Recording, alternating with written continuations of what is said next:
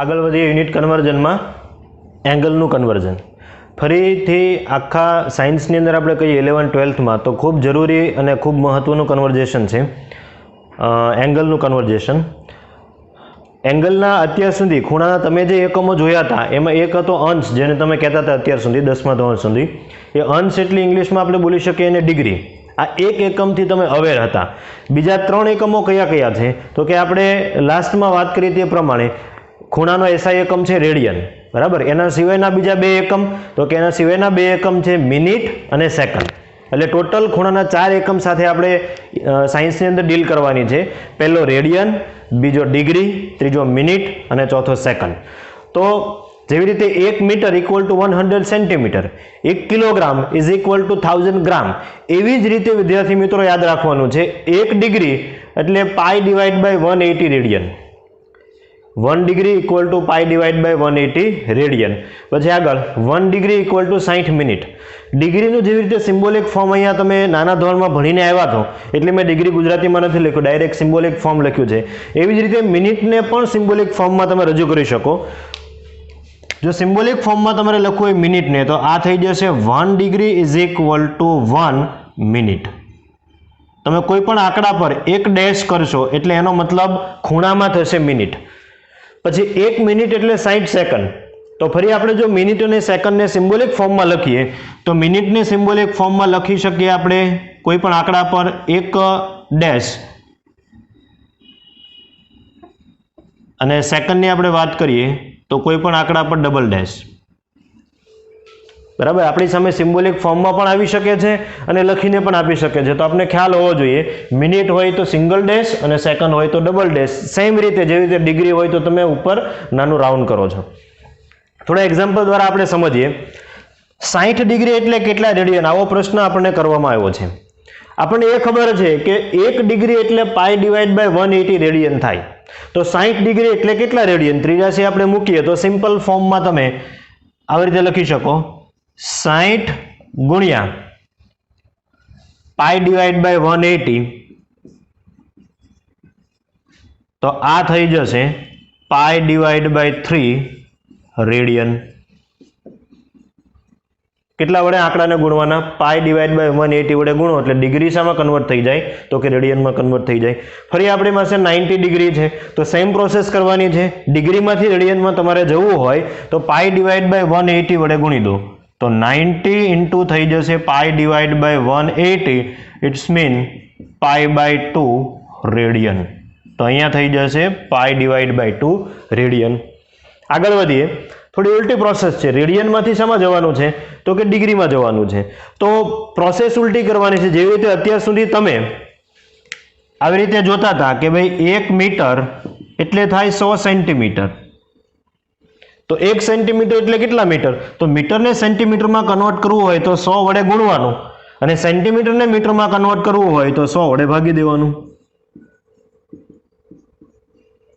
In short process તમે કેવી કરી દો છો તો કે ઉલટી કરી દો છો. મોટા એકમમાંથી નાના એકમમાં જવું હોય તો અમુક સંખ્યા ગુણવી પડે, અને નાના એકમમાંથી મોટા એકમમાં જવું હોય તો અમુક સંખ્યા ભાગવી પડે. તો સેમ પ્રોસેસ અહીંયા થવાની છે.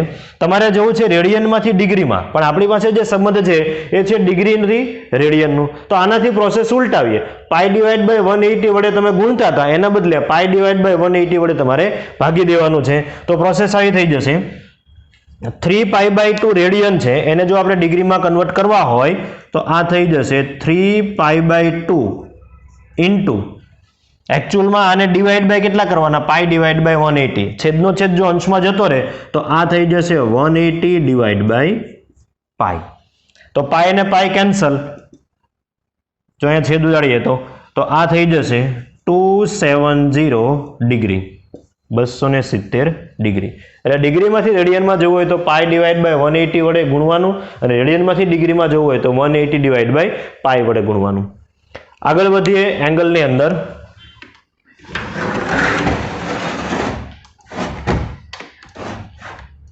તો ફરી પાઈ બાય 4 રેડિયન આપણી પાસે છે અને આપણે ડિગ્રીમાં જવું છે. તો સેમ પ્રોસેસ અહીંયા જે કરી હતી તે, જે રેડિયનમાં તમને આંકડો આપેલો હોય એને કેટલા વડે તમારે ગુણવાનું છે તો કે 180 ડિવાઈડ બાય પાઈ વડે ગુણી દો એટલે રેડિયન છે એ શામાં કન્વર્ટ થઈ જશે તો કે ડિગ્રીમાં કન્વર્ટ થઈ જશે.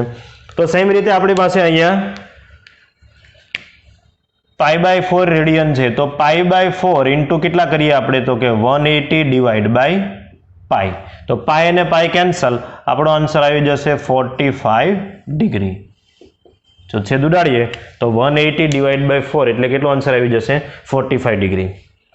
આગળ વધીએ તો 1,08,000 સેકન્ડ એટલે કેટલા રેડિયન? તો નાના એકમમાંથી તમારે મોટા એકમ તરફ જવાનું છે, બરાબર. હવે રેડિયનનો સેકન્ડ કે મિનિટ સાથેનો સીધો સંબંધ અવેલેબલ નથી. આપણી પાસે રેડિયનનો સંબંધ કોની સાથે છે તો કે ડિગ્રી સાથે. તો આપણે સૌપ્રથમ શું કરવું પડશે તો કે સેકન્ડને પહેલા ડિગ્રીમાં કન્વર્ટ કરવી પડશે. અગેઇન ડિગ્રીનો ને મિનિટનો સંબંધ છે, ડિગ્રીનો ને સેકન્ડનો સંબંધ તમારે કરવો હોય તો પણ થઈ શકે. અહીંયાથી ડાયરેક્ટ તમે આવું લખી શકો કે ભાઈ 1 ડિગ્રી એટલે 3600 સેકન્ડ. પણ આપણે સ્ટેપ બાય સ્ટેપ પ્રથમ દાખલો છે એટલે આગળ વધીએ. તો પહેલા સેકન્ડને આપણે શામાં કન્વર્ટ કરી દઈએ તો કે સેકન્ડને કન્વર્ટ કરી દઈએ મિનિટમાં. સેકન્ડને મિનિટમાં કન્વર્ટ કરવું હોય તો 60 વડે આપણે ભાગીએ તો 1,08,000 સેકન્ડ. જો આને આપણે ભાગ્યા 60 કરીએ તો સેકન્ડ છે શામાં કન્વર્ટ થઈ જશે તો કે મિનિટમાં કન્વર્ટ થઈ જશે. તો આ થઈ જશે 1800 મિનિટ. તો 1800 મિનિટને ફરી તમારે શામાં કન્વર્ટ કરવાની છે તો કે ડિગ્રીમાં. તો 1800 મિનિટ ને ફરી આપણે જો ભાગ્યા 60 કરીએ તો એ ડિગ્રીમાં કન્વર્ટ થઈ જશે અને એ આપણને મળી જશે 30 ડિગ્રી. અને ફરી ડિગ્રીમાંથી રેડિયનમાં તમારે જવું હોય તો કેટલા વડે ગુણવાનું? પાઈ ડિવાઈડ બાય 180 વડે. તો અહીંયા આપણે લખી શકીએ 30 ડિગ્રી મારી પાસે હોય તો મારે કેટલા વડે ગુણવાની સંખ્યાને? પાઈ ડિવાઈડ બાય 180 વડે. તો મને લાસ્ટમાં જે આન્સર મળે શામાં મળશે? રેડિયનમાં. તો આ થઈ જશે 30 ઇન્ટુ પાઈ ડિવાઈડ બાય 180. જો છેદ ઉડાડીએ તો આપણને આન્સર મળી જશે π/6 રેડિયન. એટલે કે 1,08,000 સેકન્ડ એટલે કેટલા રેડિયન થઈ જશે તો કે π/6 રેડિયન. તો આવી રીતે અલગ અલગ ખૂણાના એકમોને એક એકમ પદ્ધતિમાંથી બીજી એકમ પદ્ધતિમાં તમે કન્વર્ટ કરી શકો. આગળ વધીએ એના પહેલા ફરી તમે આટલી વસ્તુ નોટ ડાઉન કરી લો. હવે જોઈએ ઉદાહરણ 2.1. આપણી પાસે આવી રીતે કંઈક ક્વેશ્ચન છે, નીચે આપેલા ખૂણાને રેડિયનમાં ફેરવો. એટલે કે ખૂણાનું કન્વર્ઝનની વાત છે. ઓલરેડી આપણે એકવાર ડિસ્કસ કરી ચૂકેલા છે પણ ઉદાહરણ સ્વરૂપે આપેલું છે એટલે હું અહીંયા તમને એ શીખવી દઉં. 1 ડિગ્રી, તો 1 ડિગ્રીને આપણે રેડિયનમાં ફેરવવાનો છે. તો આપણે જાણીએ છીએ કે 1 ડિગ્રીને તમારે જો રેડિયનમાં ફેરવવો હોય તો કેટલા વડે ગુણી દેવાના? તો કે પાઈ ડિવાઈડ બાય 180 વડે ગુણી દો. તો પાઈ ડિવાઈડ બાય 180 રેડિયન થઈ જશે. એના પછી સેકન્ડ છે 1 મિનિટ. 1 મિનિટને તમારે રેડિયનમાં ફેરવવા હોય તો પહેલાં મિનિટને શામાં ફેરવવી પડે તો કે ડિગ્રીમાં ફેરવવી પડે. મિનિટને ડિગ્રીમાં ફેરવવી હોય તો આપણે કેટલા વડે ભાગવું પડે તો કે 1 ડિવાઈડ બાય 60. આટલા વડે જો આપણે ભાગીએ તો મિનિટ શામાં ફરી જશે તો કે ડિગ્રીમાં ફરી જશે, બરાબર. જેવું મેં 60 વડે ડિવાઈડ કર્યું તો અહીંયા તમે જોઈ શકો છો જે મિનિટ છે એ શામાં ફરી ગઈ તો કે ડિગ્રીમાં ફરી ગઈ. હવે ફરી ડિગ્રીને તમારે રેડિયનમાં ફેરવવું હોય તો કેટલા વડે ગુણવાના તો કે પાઈ ડિવાઈડ બાય 180 વડે. તો આપણે અહીંયા આવી રીતે લખી શકીએ 1 divide by 60 into pi divide by 180. હવે આ શામાં આપણે આન્સર મળવાનો છે તો કે રેડિયનની અંદર. એટલે મિનિટને પહેલાં ડિગ્રીમાં ફેરવ્યું, ડિગ્રીને મેં પાઈ ડિવાઈડ બાય 180 વડે ગુણીને શામાં કન્વર્ટ કરી દીધું તો કે રેડિયનમાં. એના પછી જે 1 સેકન્ડ, તો સેકન્ડ અને રેડિયન વચ્ચેનો સીધો સંબંધ નથી, મેં તમને સમજાવ્યું હતું તે પ્રમાણે. સેકન્ડને પહેલાં શામાં ફેરવવું પડે તો કે મિનિટમાં. સેકન્ડને તમે મિનિટમાં ફેરવો તો કેટલા વડે ભાગવું પડે તો કે 60 વડે. એટલે કે 1 ડિવાઈડ બાય 60 કરો તમે તો જે સેકન્ડ છે એ શામાં ફરી જશે તો કે મિનિટમાં ફરી જશે. ફરી મિનિટને તમે કેટલા વડે ડિવાઈડ કરો તો કે 60 વડે, તો એ શામાં કન્વર્ટ થઈ જશે? ડિગ્રીમાં કન્વર્ટ થઈ જશે. એટલે આપણને સંબંધ કંઈક આવી મળી જશે 1 ડિવાઈડ બાય 60 ઇન્ટુ 60 છેદમાં. તો ફરી આ મિનિટ પણ શામાં ફરી ગઈ તો કે ડિગ્રીમાં ફરી જશે. અને ફરી ડિગ્રીને તમારે રેડિયનમાં કન્વર્ટ કરવું હોય તો કેટલા વડે ગુણી દેવાના? પાઈ ડિવાઈડ બાય 180 વડે. તો 60 ઇન્ટુ 60 ઇન્ટુ કેટલા થઈ જશે? Pi divide by 180. હવે આપણો આન્સર શામાં મળે તો કે રેડિયનની અંદર. જો આપણે બધા સાદુરૂપ વ્યવસ્થિત રીતે આપીએ અને ડેટા તમારે યાદ રાખવો હોય તો એ કંઈક આવી રીતે આપણને મળી જશે. જો તમે પાઈ ડિવાઈડ બાય 180 નું સાદુરૂપ આપો તો 1 ડિગ્રી એટલે આપણે રેડિયનમાં મળી જશે 1.745 ગુણ્યા 10⁻⁻² રેડિયન. યાદ રાખવું હોય તો એના પછી તમે આ સાદુરૂપ આપો તો 1 સેકન્ડ એટલે આપણને મળી જશે 2.91 ગુણ્યા 10⁻⁴ રેડિયન. અને લાસ્ટ સાદુરૂપ તમે આપો તો 1 સેકન્ડ ઇઝ ઇક્વલ ટુ તમને મળી જશે 4.85 ગુણ્યા 10⁻⁻6 રેડિયન. તો આ વાત હતી ડિગ્રી, મિનિટ અને સેકન્ડને રેડિયનમાં કેવી રીતે કન્વર્ટ કરી શકાય. જે બ્રેકેટ મેં કરેલા છે એ બને તો યાદ રાખો તો તમારે સાદુરૂપ જે તે સમયે આપવું ન પડે, કેમ કે JEE અને નીટની અંદર તમારી પાસે કેલ્ક્યુલેટર હશે નહીં. બોર્ડની એક્ઝામ આપો એ દરમિયાન કોઈ પ્રોબ્લેમ નથી, કેલ્ક્યુલેટર હશે એટલે તમે સીધો ટ્રાન્સફર કરીને ગુણાકાર ભાગાકાર કરી શકો છો. પણ JEE નીટની અંદર જો તમને આ બ્રેકેટ યાદ હોય તો તમારી ગણતરી છે એ ખૂબ સરળ થઈ જશે. તો આગળ વધીએ એના પહેલા આટલી વસ્તુ તમે નોટ ડાઉન કરી લો, પછી આગળની થિયરી આપણે જોઈએ. ઓકે વિદ્યાર્થી મિત્રો, તો ચેપ્ટરમાં આપણે આગળ વધીએ. આજે આપણે શીખવાનું છે લંબાઈનું માપન. ફિઝિક્સની અંદર આપણે અલગ અલગ કેટલી લંબાઈ સાથે ડીલ કરવાની થશે એ આપણે આ ટોપિકની અંદર વાત કરીશું, જેમાં અતિ સૂક્ષ્મ લંબાઈ અણુ કે પરમાણુના ક્રમની થી લઈને ગ્રહો વચ્ચેના અંતર વિશેની આપણે વાત કરવાની છે. ઇન શોર્ટ આ ટોપિકની અંદર આપણે ફિઝિક્સમાં કેટલી લંબાઈની રેન્જ સાથે આપણે ડીલ કરીશું તે જોઈશું. આમ તો લંબાઈના માપન માટે અમુક આપણી પાસે ઇન્સ્ટ્રુમેન્ટ અવેલેબલ છે. દાખલા તરીકે તમે સ્કેલ વડે લંબાઈનું માપન કરેલું હોય, આવી કોઈ સ્કેલ હોય તો સ્કેલ વડે લંબાઈનું માપન કર્યું હોય, અથવા તો મીટર પટ્ટી વડે લંબાઈનું માપન કર્યું હોય. તમે કોઈ મીટર પટ્ટી છે તો આવી મીટર પટ્ટી વડે લંબાઈનું માપન કરેલું હોય. પરંતુ સ્કેલ અથવા તો મીટર પટ્ટીની કંઈક લિમિટેશન છે, આપણે બધી જગ્યાએ એને ઉપયોગ કરી શકતા નથી. તો મેં અહીંયા થોડી રેન્જ લખેલી છે. દાખલા તરીકે 10⁻³ મીટર એટલે 1 mm થી લઈને 10⁻² મીટર એટલે કે 100 મીટર સુધી આપણે કોનો ઉપયોગ કરી શકીએ? મીટર પટ્ટી, જે મેં તમને અહીંયા બતાવી તે. બરાબર. એના પછી 10⁻⁴ મીટર, જો આટલું સૂક્ષ્મ અંતર આપણે માપવું હોય તો કોનો ઉપયોગ કરી શકીએ? તો કે વર્નિયર કેલિપર્સનો. 10⁻⁴ એટલે 0.1 mm થયું.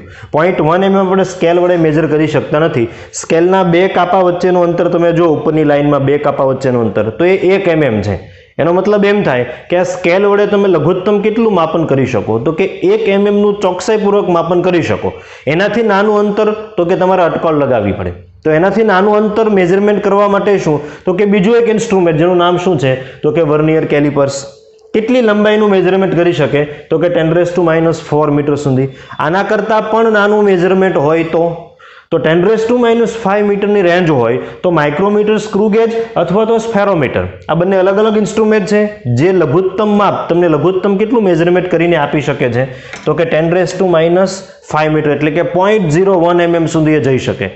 એનાથી નાનું મેજરમેન્ટ હોય તો દાખલા તરીકે કોઈ સરફેસ છે, દાખલા તરીકે લોખંડનો એક ટુકડો લો તમે, એના ઉપરની એક નાની તિરાડ છે, તો સૂક્ષ્મ તિરાડનું તમારે અવલોકન કરવું, નરી આંખે તમે નથી જોઈ શકતા, તો એનું માપન કરવા માટે તમે કોનો ઉપયોગ કરી શકો? તો કે ઓપ્ટિકલ માઇક્રોસ્કોપ, જે કેટલી લંબાઈ સુધી મેજરમેન્ટ કરી શકે? 10⁻⁷ મીટર સુધી. આ ઓપ્ટિકલ માઇક્રોસ્કોપની અંદર આપણે ઉપયોગ કરીએ છીએ દ્રશ્ય પ્રકાશનો. કોનો ઉપયોગ કરીએ છીએ? દ્રશ્ય પ્રકાશનો, જે આપણે જોઈ શકીએ છીએ તે લાલ, લીલો, પીળો વગેરે. આ દ્રશ્ય પ્રકાશની તરંગ લંબાઈ જે છે એ 4000 એંગસ્ટ્રોમ થી લઈને 7000 એંગસ્ટ્રોમ સુધીની હોય. અને 1 એંગસ્ટ્રોમ એટલે 10⁻⁻10 મીટર થાય. તો આટલી રેન્જ આ દ્રશ્ય પ્રકાશની જે તરંગ લંબાઈ આપી છે, આ તરંગ લંબાઈ જેટલું અંતર છે એ આ ઓપ્ટિકલ માઇક્રોસ્કોપ માપી શકે. એનો મતલબ તો આપણે જો આને કન્વર્ટ કરીએ તો આ તમને મળે નિયર ઇક્વલ ટુ 10⁻⁷ મીટર સુધીની જો કોઈ લેન્થ હોય તો તમે ઓપ્ટિકલ માઇક્રોસ્કોપ વડે ચોકસાઈપૂર્વક માપી શકો છો. આના કરતાં પણ નાની રેન્જ હોય તો દાખલા તરીકે 10⁻11 મીટર, તો તમારે કોનો ઉપયોગ કરવો પડે? તો કે ઇલેક્ટ્રોન માઇક્રોસ્કોપ. જ્યાં આગળ અતિ સૂક્ષ્મ વસ્તુ, દાખલા તરીકે કોઈ વાયરસને તમારે જોવો હોય, એનું તમારે એનાલિસિસ કરવું હોય તો તમે કોનો ઉપયોગ કરી શકો? તો કે ઇલેક્ટ્રોન માઇક્રોસ્કોપનો ઉપયોગ કરી શકો. અત્યારની લેટેસ્ટ ટેકનોલોજીની અંદર આપણે ઇલેક્ટ્રોન માઇક્રોસ્કોપથી પણ આગળ વધી ગયા છીએ. Scanning tunnelling microscope.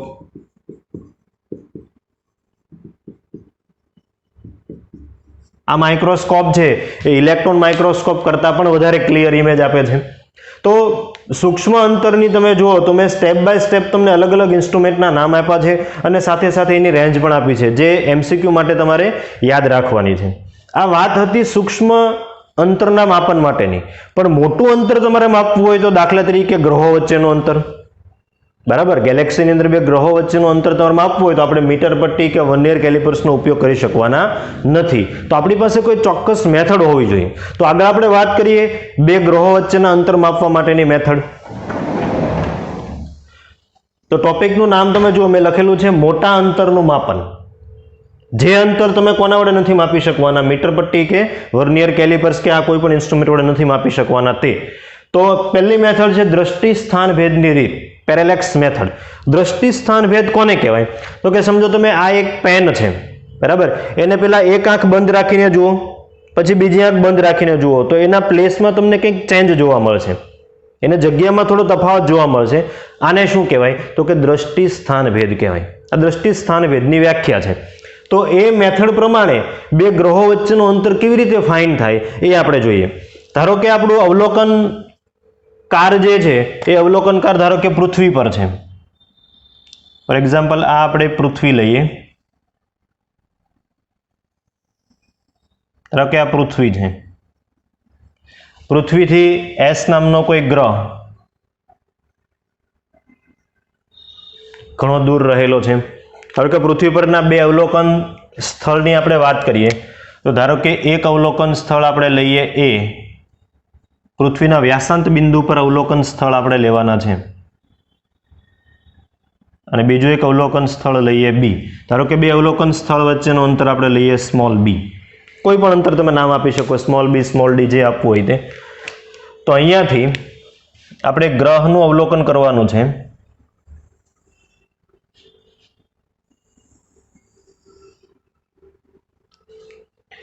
હવે કેવી રીતે પૃથ્વીથી આ ગ્રહ છે એનું અંતર મપાય એ આપણે ચેક કરીએ. સૌપ્રથમ શું કરવાનું છે તો કે અવલોકન કાર છે એ બે પોઝિશન પર હશે, એ અને બી. એટલે કે અવલોકન સ્થળ પરથી તમારે કોનું અવલોકન કરવાનું છે તો કે એસ નું અવલોકન કરવાનું છે. તો તમને બે અવલોકન દિશા મળશે. એક અવલોકન દિશા કઈ તો કે AS, આ એક અવલોકન દિશા થઈ ગઈ. બીજી અવલોકન દિશા કઈ તો કે BS. આ બે અવલોકન દિશા વચ્ચેનો ખૂણો તમારે માપવાનો છે થીટા.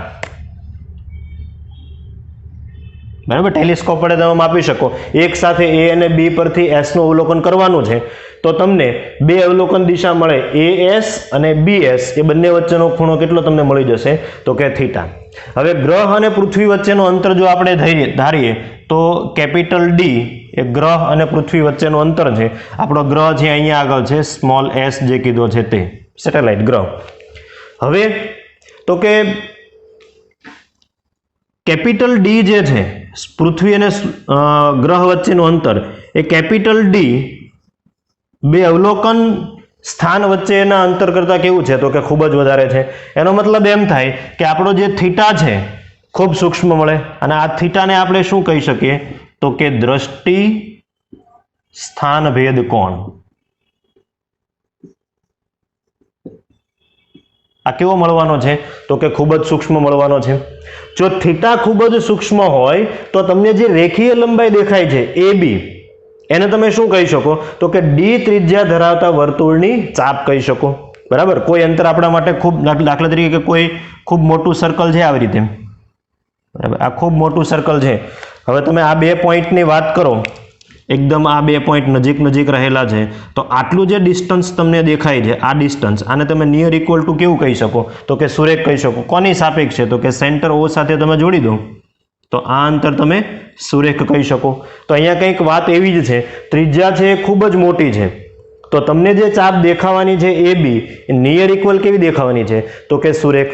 એટલે આપણે સિમ્પલ રીતે કહી શકીએ, જો D છે એ સ્મોલ b કરતાં ખૂબ જ મોટું હોય તો આપણો ખૂણો જે છે દ્રષ્ટિ સ્થાન ભેદ કોણ એ કેવો મળે તો કે ખૂબ જ સૂક્ષ્મ મળે.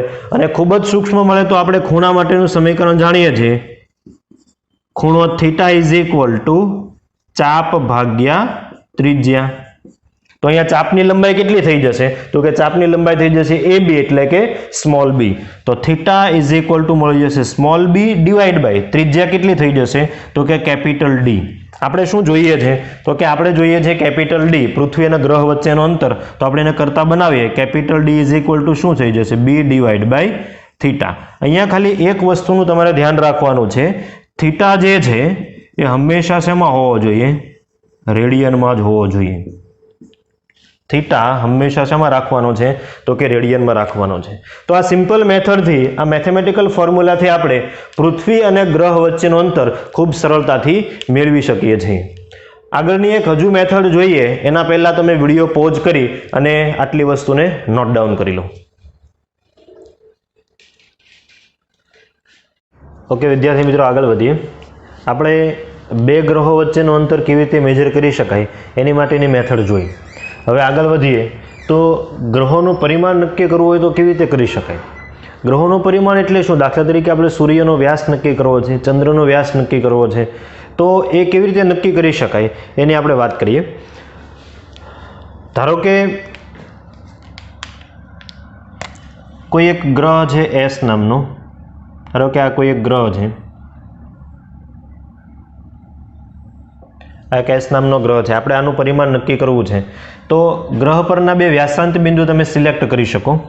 પૃથ્વી પરથી એ બંને વ્યાસાંત બિંદુનું તમારે અવલોકન કરવાનું છે. ધારો કે આ પૃથ્વી છે,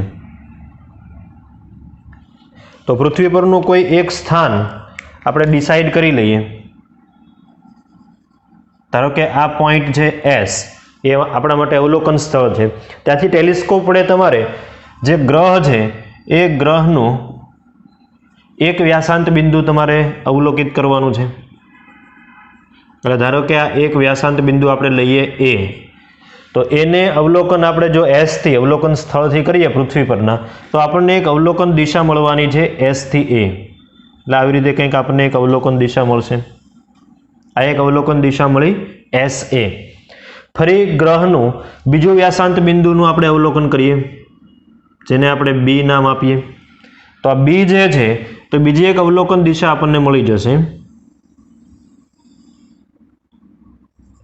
SB. તો ટેલિસ્કોપને પહેલા તમારે A તરફ રાખવાનો છે, પછી ત્યાંથી ઘુમાવીને B તરફ લઈ જવાનો છે. આમ કરવાથી શું થઈ જશે? તો કે આમ કરવાથી આપણને બે અવલોકન દિશા વચ્ચેનો ખૂણો મળી જશે આલ્ફા. અને આલ્ફાને કહેવાય ગ્રહનો કોણીય વ્યાસ. આલ્ફાને શું કહેવાય? ગ્રહનો કોણીય વ્યાસ. જે ગ્રહનું તમારે પરિમાણ નક્કી કરવું હોય તે. આગળની મેથડ પરથી તમે ગ્રહ અને પૃથ્વી વચ્ચેનું અંતર ફાઇન્ડ કરી શકો. ધારો કે આપણે અંતરને આપી દઈએ D.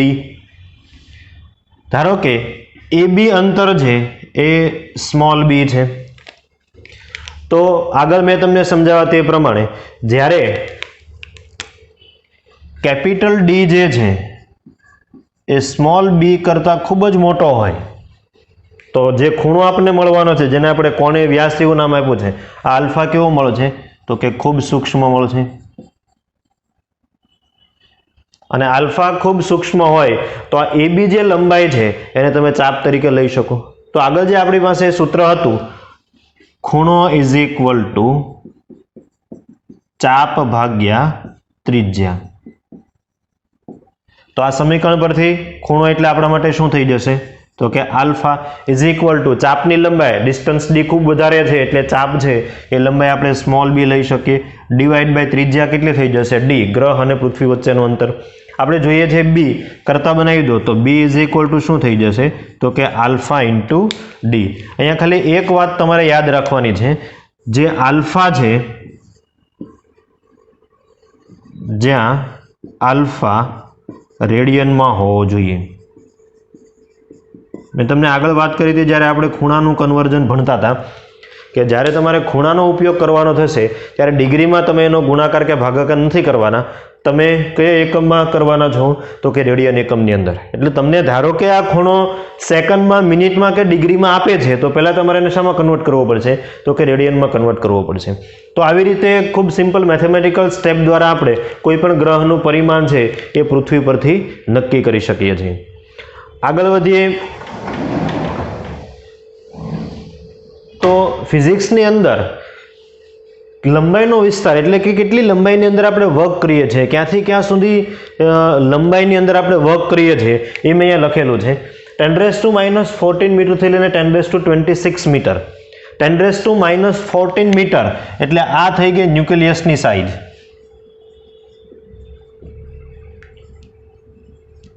ન્યુક્લિયસની સાઇઝ જેને આપણે નરી આંખે જોઈ શકતા નથી. ત્યાંથી લઈને 10⁻26 આ છે અવલોકિત વિશ્વની સાઇઝ એટલે કે ગેલેક્સી.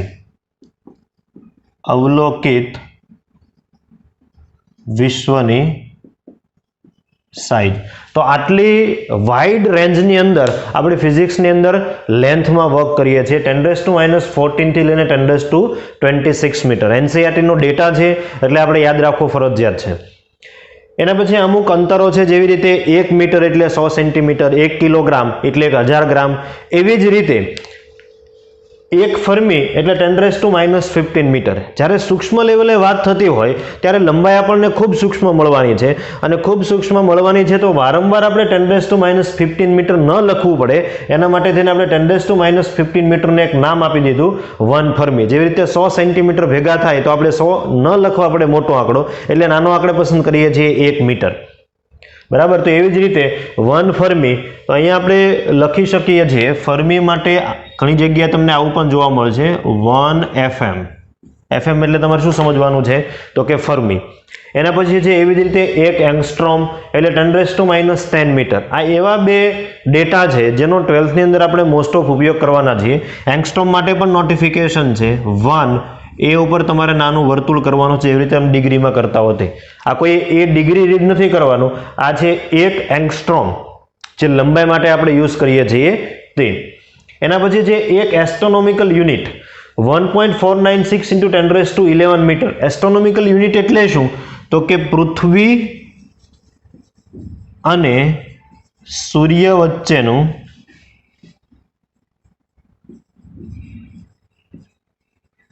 સરેરાશ અંતર.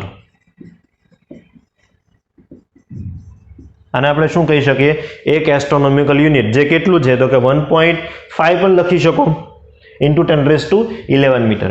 એના પછી છે 1 પ્રકાશ વર્ષ. તો પ્રકાશે શૂન્યાવકાશમાં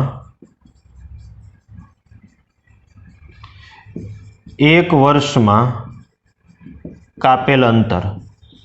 જો પ્રકાશ છે એ શૂન્યાવકાશમાં સતત 1 વર્ષ સુધી ગતિ કરે, બરાબર. આપણે જાણીએ છીએ કે શૂન્યાવકાશની અંદર પ્રકાશની ઝડપ કેટલી છે તો કે 3 × 10⁸ મીટર પર સેકન્ડ. અહીંયા લખવું તો આપણે લખી શકીએ શૂન્યાવકાશમાં એની સ્પીડ કેટલી છે તો એ સ્પીડ છે 3 × 10⁸ મીટર પ્રતિ સેકન્ડ. આટલી સ્પીડથી એ કેટલા વર્ષમાં અંતર કાપે? 1 વર્ષમાં અંતર કાપે તો કપાયેલ અંતર કેટલું હશે તો કે 9.46 × 10⁻15 મીટર. એને આપણે કેટલા લખી શકીએ તો કે 1 પ્રકાશ વર્ષ. એના પછી છે 1 પાર્સેક. 1 પાર્સેક એટલે 3.08 × 10⁻16 મીટર. તો આ 1 પાર્સેકની વ્યાખ્યા શું છે તો એ વ્યાખ્યા કંઈક આવી છે 1 એસ્ટ્રોનોમિકલ યુનિટ જેટલી લંબાઈ દ્વારા. એટલે હું 2 પોઈન્ટ આપી દઉં. ધારો કે આ 2 પોઈન્ટ છે A અને B. તો આ 2 પોઈન્ટ વચ્ચેનો ડિસ્ટન્સ છે એ 1 એસ્ટ્રોનોમિકલ યુનિટ છે. ધારો કે 1 AU એસ્ટ્રોનોમિકલ યુનિટ. તો આ 1 એસ્ટ્રોનોમિકલ યુનિટ જેટલી લંબાઈ દ્વારા જે અંતરે 1 સેકન્ડનો ખૂણો મળે, એટલે આપણે અહીંયાથી 2 લાઈન ડ્રો કરવાની છે. ધારો કે આ પોઈન્ટ O એવો આપણને મળે છે કે જ્યાં આગળ આ જે એંગલ છે આ એંગલ કેટલા સેકન્ડનો મળે તો કે 1 સેકન્ડનો મળે. તો જે અંતર છે એ અંતરને તમે કેટલું કહી શકો તો કે 1 પાર્સેક. ફરી રિપીટ કરું, 1 એસ્ટ્રોનોમિકલ યુનિટ જેટલી લંબાઈ દ્વારા જે અંતરે 1 સેકન્ડનો ખૂણો મળે, જે અંતર એટલે કેટલા અંતરે 1 સેકન્ડનો ખૂણો મળશે તો કે પાર્સેક જેટલા અંતરે. તો 1 પાર્સેક એટલે કેટલું આપણને મળી જશે 3.08 × 10⁻16. ગણવું હોય તો ગણી શકીએ. ખૂણો ઇઝ ઇક્વલ ટુ ચાપ ભાગ્યા ત્રિજ્યા. ત્રિજ્યા આપણે જોઈએ છે, ચાપની લંબાઈ આપણી પાસે છે 1 એસ્ટ્રોનોમિકલ યુનિટ. એટલે ગણવું હોય તો ખૂબ સિમ્પલ છે, ખૂણો ઇઝ ઇક્વલ ટુ ચાપ ભાગ્યા ત્રિજ્યા. લાસ્ટમાં મેં તમને જે 3 એકમ આપ્યા એસ્ટ્રોનોમિકલ યુનિટ, પ્રકાશ વર્ષ એટલે કે 1 લાઇટ યર અને પાર્સેક આ જનરલી એસ્ટ્રોફિઝિક્સની અંદર યુઝ થાય છે, જ્યાં આગળ મોટા અંતરો સાથે તમારે ડીલ કરવાની હોય.